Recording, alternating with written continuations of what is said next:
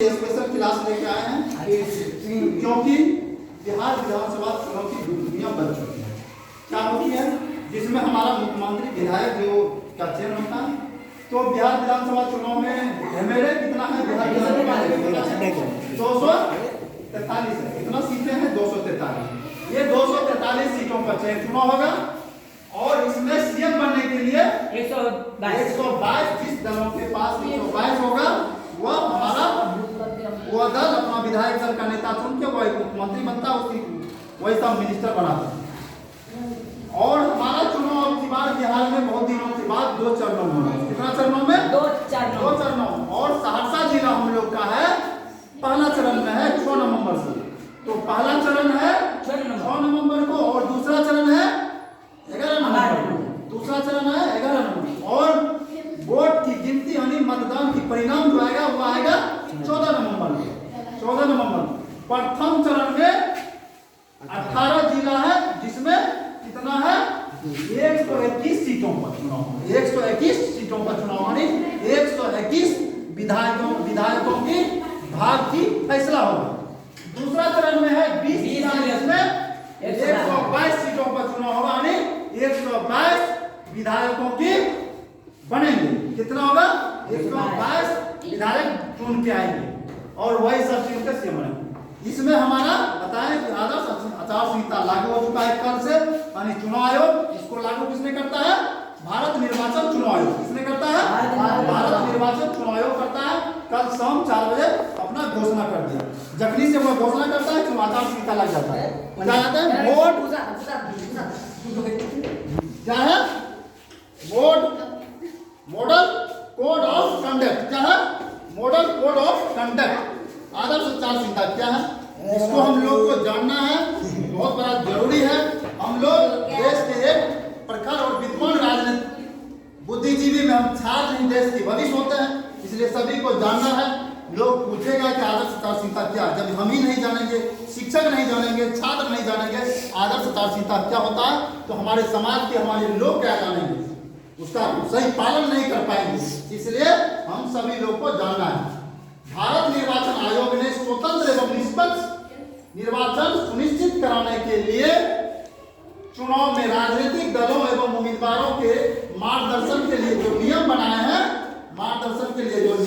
हैं वो आदर्श आचार संहिता कहलाता है। जैसे मेरा नियम है स्कूल का, बच्चा 9:30 बजे से 4 बजे आएंगे, इसमें कौन टीचर क्या घंटी आएगा क्या करेगा सारा ये हमारा स्कूल का नियम सब दिन लागू रहता है। लेकिन आदर्श आचार संहिता का नियम सिर्फ चुनाव के समय राजनीतिक दलों पर लागू रहता है, जो कि कोई गलत निर्णय या कोई जनता को प्रलोभन कहीं मुखिया कहीं कोई चीज कोई बांट नहीं सकता।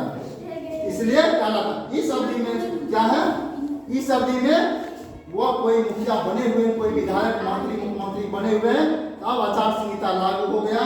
तब कोई भी चीज का घोषणा नहीं कर सकता है, चाहे वो मुख्यमंत्री हो या विधायक हो या पंचायत चुनाव हो तो मुखिया जी योजना की घोषणा बंद शुरू नहीं कर सकता। प्रशासन पूरी तरह निर्वाचन आयोग के नियंत्रण में रहता है। इसका मालिक कौन होता है? भारत निर्वाचन आयोग। इसका पूरा सारा डीएम कलेक्टर जितना वीडियो सारा चीज निर्वाचन आयोग के नियंत्रण में रहता है। निर्वाचन आयोग अपनी इच्छा के अनुसार अधिकारियों को ट्रांसफर और उनके कार्य को सौंप सकता है चुनाव से पहले एवं परिणाम आने की घोषणा तक लागू रहता है। या कब तक लागू रहता है? चुनाव की घोषणा हुआ और उसके परिणाम आ गया तब तक लागू रहता है। या परिणाम आया खत्म हो गया, चुनाव आयोग की पावर खत्म होगी। निर्वाचन आयोग जब जो दल के मुख्यमंत्री बनेंगे तब उसका पावर फिर लागू हो जाता है। यही हमारा आदर्श आचार संहिता है। इसको सभी राजनीतिक दलों को सभी नागरिकों को जानना है, इसके नियम को पालन करना है। इसमें 144 की धारा लागू रहते हैं। 5 व्यक्ति 10 व्यक्ति एक जगह आके बैठ बिना कोई सरकार के बिना अनुमति के लेके बिना हम बैठक नहीं कर सकते हैं। कोई पार्टी का सभा संबोधित नहीं कर सकता और कोई सभा संबोधित करेगा तो वह एसडीओ से परमिशन लेगा। वो चुनाव आयोग का जो बना गया है सारा उससे परमिशन लेके कोई काम बिना अनुमति के नहीं कर पाएगा, वह परमिशन लेगा। आप उसकी मालिक सभी के किसने है? चुनाव आयोग। यही हमारा आदर्श आचार संहिता है। इसको पालन करना है सभी को।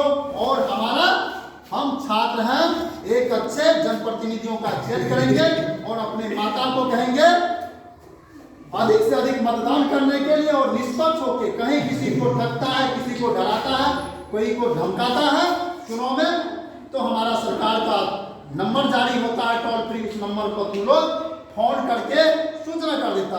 किसी को दबाव, कोई किसी का लोग का, अपना स्वतंत्र होकर गुप्त मतदान करना है। क्या करना है? गुप्त मतदान करना है। हम किसको वोट दे रहे हैं नहीं बताना है, चुनाव आयोग का निर्देश है। हम किसको वोट दे रहे हैं नहीं बताना है। इससे क्यों समाज में द्वेष फैलता है, गति पलता है।